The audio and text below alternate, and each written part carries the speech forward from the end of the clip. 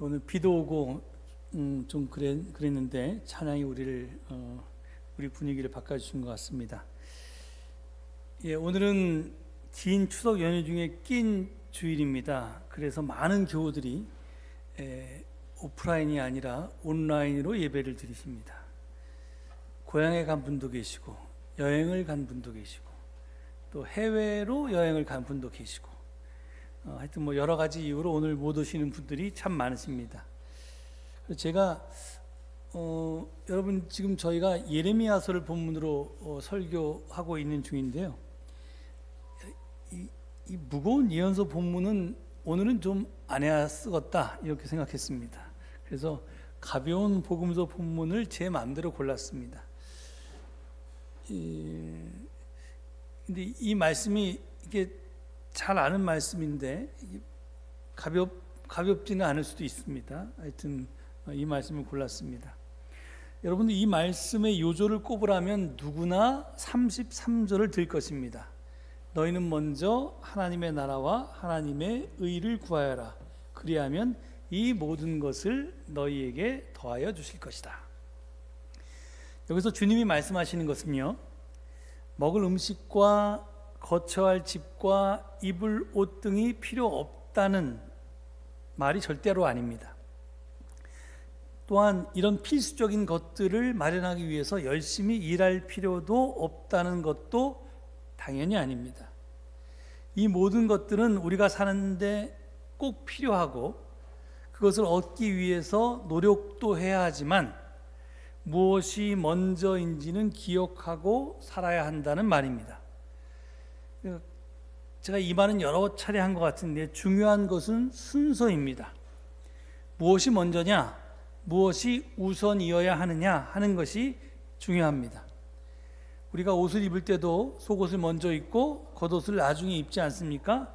겉옷 위에 속옷을 입는 사람은 없습니다. 마찬가지로 우리 그리스도인들은 하나님의 나라와 하나님의 의를 먼저 구해야 한다는 것입니다.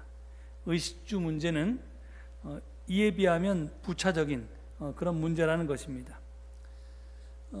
그런데 저는 이 말씀을 읽고 묵상할 때마다 늘 걸리는 것이 있었습니다. 그것이 바로 34절의 말씀입니다. 그러므로 내일 일을 걱정하지 말아라. 내일 걱정은 내일이 맡아서 할 것이다. 한날의 괴로움은 그날에 겪는 것으로 족하다.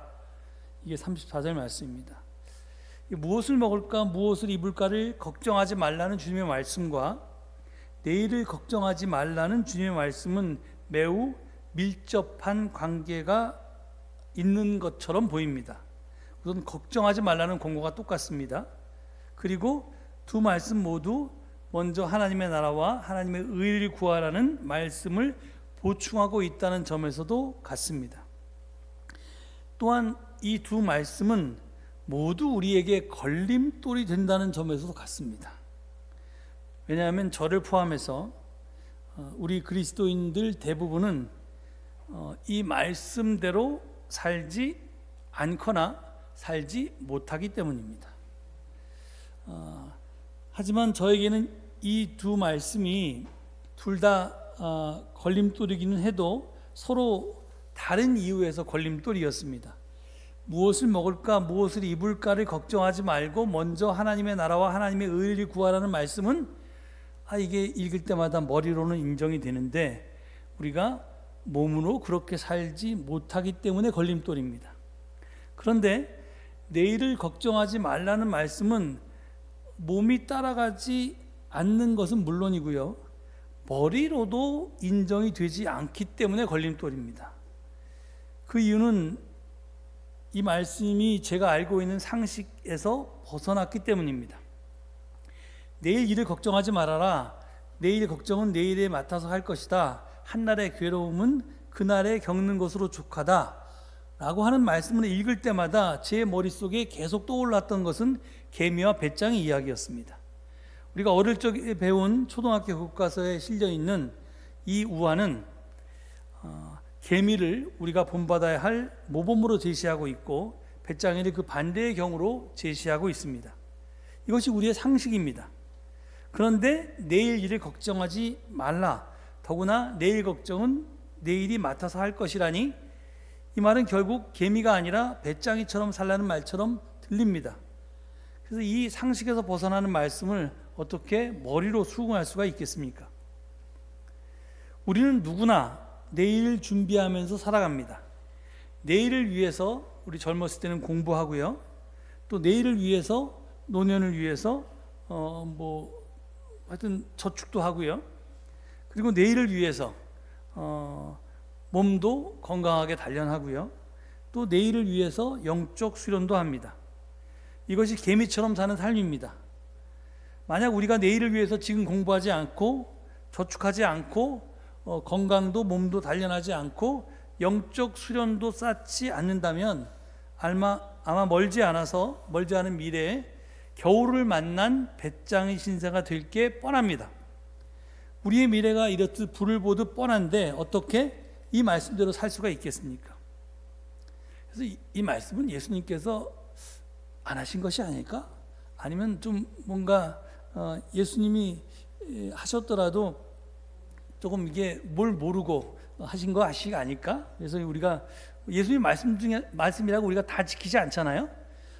예를 들어서 안 지키는 말씀 많죠. 그런 것처럼 이거는 예수님의 말씀인데 그냥 안 지켜도 되는 말씀처럼 슬쩍 넘어갈 수 있습니다. 그런데 문제는 이게 예수님만 그렇게 말씀하신 것이 아니라 이게 그 다음에 예수님이 여기서만 그런 말씀하신 게 아니라 비슷한 말씀을 다른 데서도 했다는 것입니다. 우리가 예배 때마다 주기도문을 외우는데요. 거기 보면 6장 11절 마태복음 6장 11절에 오늘 우리에게 일용할 양식을 주시옵고 이렇게 여러분 기도합니다. 여러분 그 기도할 때마다 가슴이 뜨끔거리지 않습니까? 이 규절을 보면 이 규절의 핵심은 오늘이라는 낱말에 있습니다. 만약 우리가 주님께 이 주기도문이 우리에게 필요한 양식을 주시고 이렇게 했다면 그 기도가 내포하고 있는 뜻에는 하나님 오늘 우리에게 필요한 양식도 주시고 내일 필요한 양식도 주시고 모레 필요한 양식도 주시고 평생 필요할 양식을 주옵소서라고 하는 뜻이 될 것입니다. 그렇게 이게 당연히 오늘도 내일도 포함되는 건데, 근데 우리 욕심으로는 그렇게 기도하고 싶은데 주님은 분명하게 오늘 일용할 양식이라고 못 박았습니다. 이 말은 오늘 것만 구해라 라는 뜻입니다. 거꾸로 얘기하면 내일 것을 오늘 구하면 안 된다 라는 말씀이고요.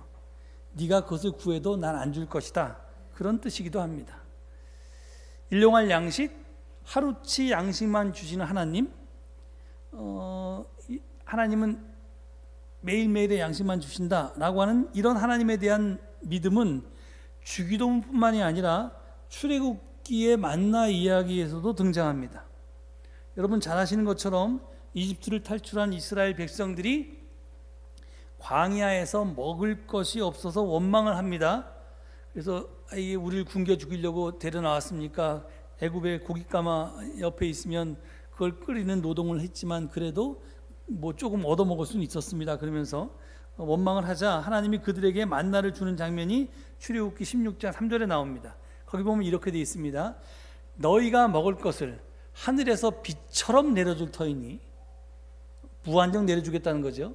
그런데 백성이 날마다 나가서 그날 먹을 만큼 거두어 드리게 하여라. 이렇게 하면 그날 먹을 것만 거둬 드리래요. 이렇게 하여 그들이 나의 지시를 따르는지 따르지 않는지 시험하여 보겠다. 이렇게 말합니다. 이렇듯 출애굽기에 하나님은 일용할 그날 먹을 만나만을 주셨습니다.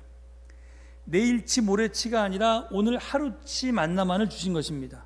그런데 이스라엘 백성은 일용할 양식만을 주시는 이런 하나님을 전적으로 믿고 의지하지 못했습니다. 그래서 오늘치뿐만이 아니라 내일치 모레치도 거두어 저장해 두었습니다. 심지어는 안식일에도, 일하지 말라는 안식일에도 만나를 거두려고 광야에 나간 사람들도 있었습니다. 근데 여러분 잘 아시는 것처럼 하루치 이상을 보관해 두니까 그게 다 썩어서 먹을 수 없게 되었죠. 그리고 놀라운 것은 안식일 전날에 거둔 만나는 하루가 지나도 썩지 않았습니다. 그래서 하루 지난 다음에 먹을 수도 있었습니다. 그런데 하여튼 이 하루치뿐만이 아니라 이틀치, 사흘치 뭐 이렇게 저장하려 두는 우리의 모습은 이게 이스라엘의 모습뿐만이 아니라 바로 우리의 모습이기도 합니다. 하나님은 분명하게 하루치 양식만 주시는 분이신데 우리는 자기 소유물을 쌓아둘 창고도 짓고 필요한 만큼이 아니라 필요를 넘어 갖고 싶은 만큼 모으려고 합니다. 우리 대다수는 여분이 없으면 불안해서 마음을 놓지 못합니다. 그리고 특히 이제 은퇴를 앞둔 저 같은 사람, 이제 이 은퇴하면 이제 소득이 안 들어오면 이제 나중에 그걸 뭐라 그러죠? 노인이 돈이 없는 게 노인 빈곤. 노인 빈곤이 겁나서 이제 미리 은퇴 후의 자금에 대해서 모아놓으려고 합니다. 왜냐하면 여러분 잘 아시는 것처럼 OECD 국가 중에서 우리나라가 노인 빈곤율이 제일 높아서 지금 노후 대책이 안 돼 있기 때문에 그렇습니다.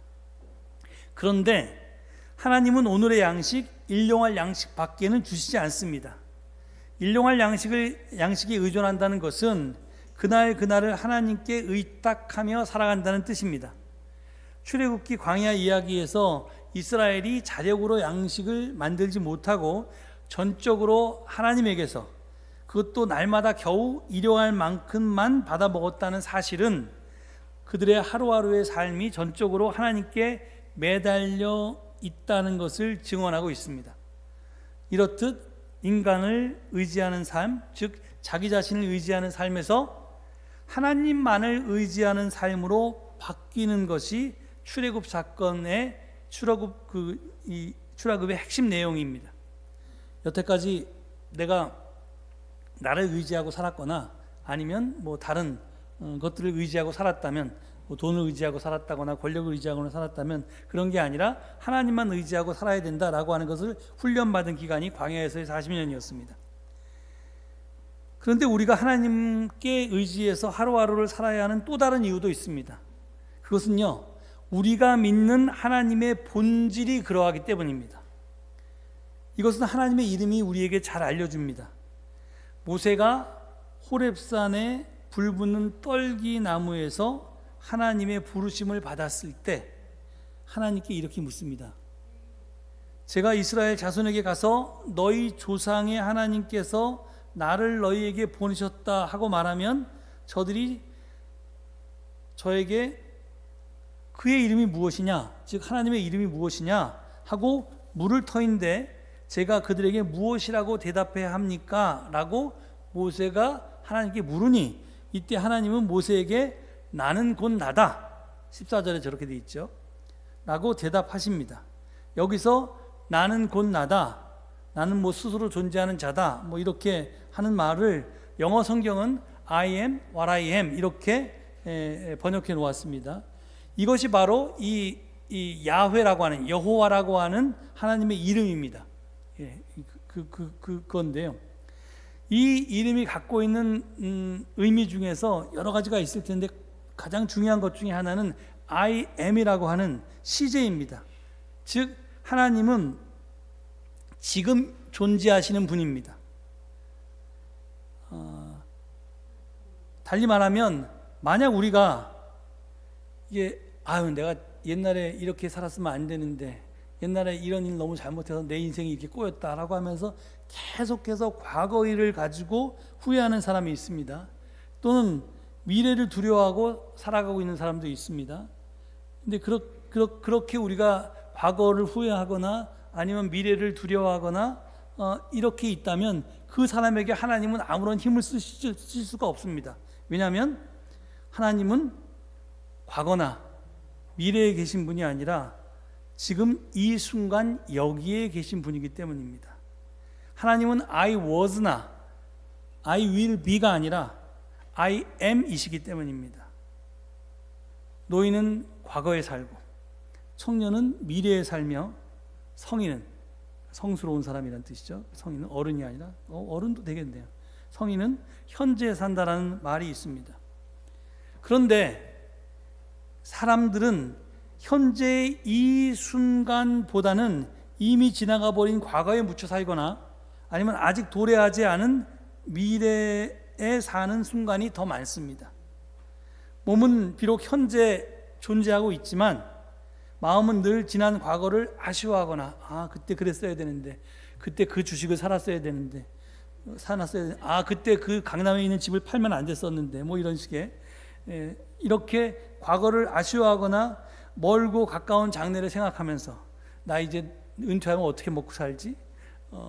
뭐 이런 식의 이제 그런 걸 강래를 생각하면서 살아가기 마련입니다.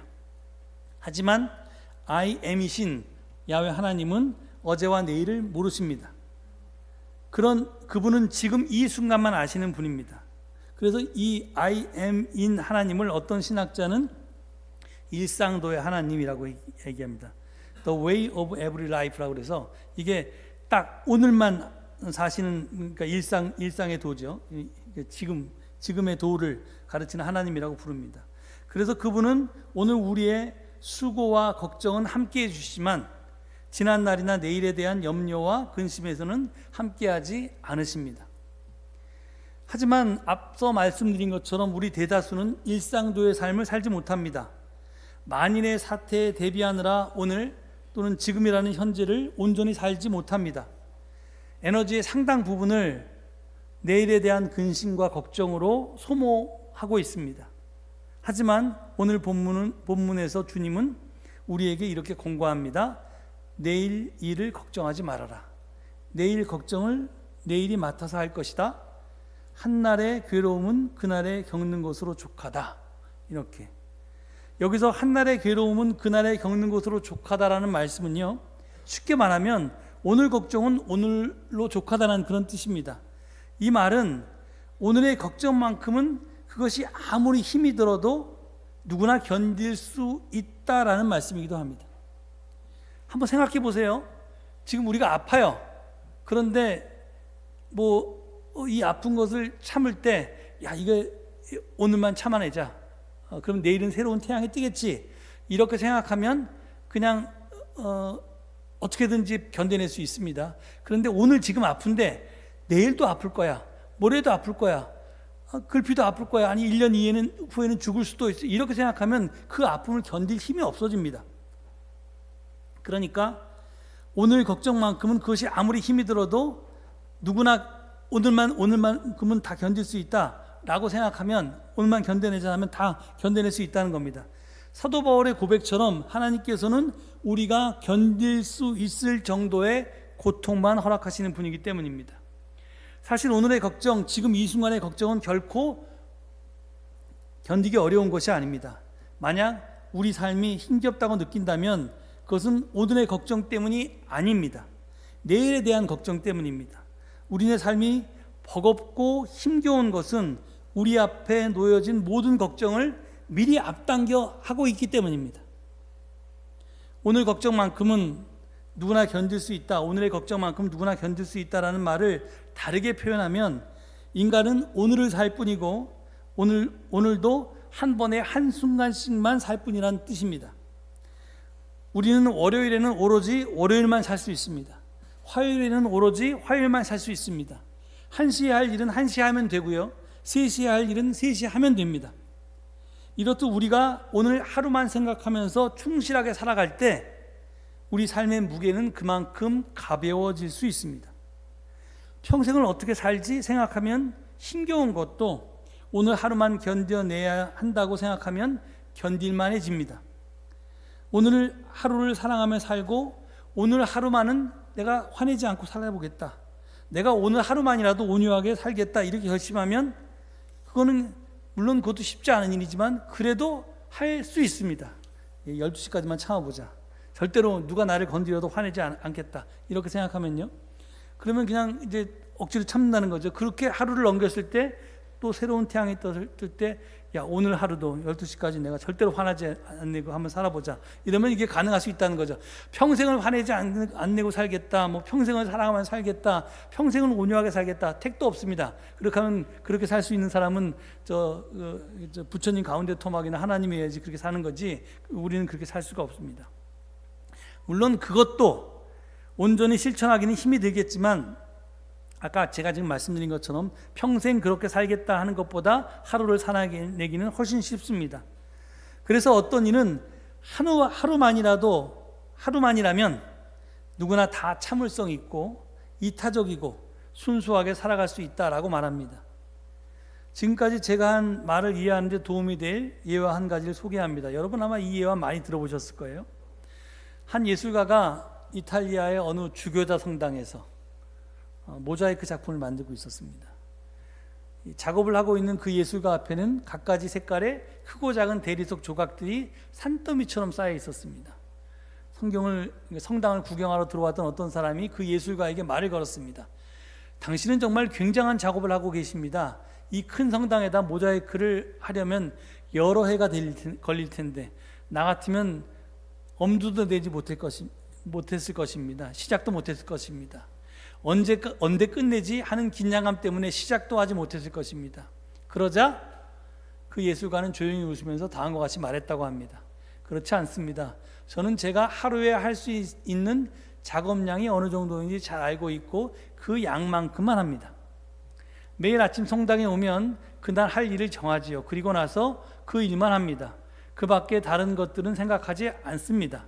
그러노라면 제가 알아채기도 전에 이 일이 끝나 있지요. 이렇게 대답합니다.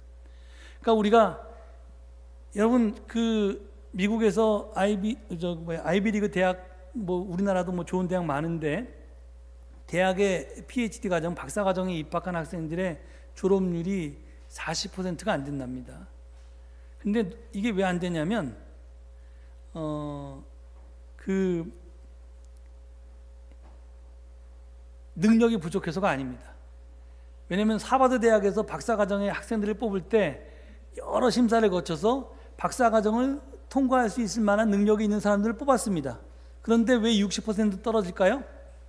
그 사람들이 코스웍을 한 몇 년 동안 해내는 것, 그 다음에 그 자격시험을 치우는 것, 자격시험 끝난 다음에 또 어떤 학술 잡지에 이 자기 논문이 몇 개 이상 등재되는 것, 그 다음에 논문 심사를 통과하는 것, 이것들을 다 미리 생각하면 앞날이 까마득해서 이게 5년 걸릴까 10년 걸릴까 앞날이 까마득해서 할 수가 없다는 겁니다. 그 중압감을 이겨내지 못하는 사람이 중도에 탈락한답니다. 그러니까 하루하루 열심히 자기가 주어진 과제하고 오늘은 이거 해야지 이거 해야지 그렇게 하루하루만 충실하게 살아가면 다 끝나는데 그런 중압감을 미리 아직 닥치지도 않은 것들을 걱정하는 사람들은 끝나지 못한다는 겁니다. 고통스러운 시간일수록 광야의 어려운 시간을 보낼 때일수록 우리는 그렇기 때문에 일상도의 삶은 더욱더 필요합니다. 빌리 그레함 목사를 도와서 선교 활동을 했던 시각장애인 여류성악가 킴 웍스라고 하는 분에 대한 이야기를 여러분 많이 들어보셨을 겁니다. 그분은 한국 출신의 여성이었는데요. 6.25 동란 때 이 전쟁통에 두 눈을 잃고 보육원에서 자라다가 어느 미국인의 양녀가 되어서 미국에 건너갔다가 나중에 빌리 그레함 목사님과 함께 선교 여행을 다닌 분입니다. 그분이 다음과 같은 감동적인 말로 일상도의 삶이 무엇인지를 우리에게 가르쳐 주었습니다. 내 손을 붙들고 인도해 주시는 분은 나에게 100m 전방에 무엇이 있다고 알려주지 않습니다. 그분은 그저 내 발 앞에 계단이 있다고만 알려줍니다. 그러면 나는 그분의 말씀을 듣고 계단을 오르기 위해서 발을 좀 높이 들기만 하면 됩니다.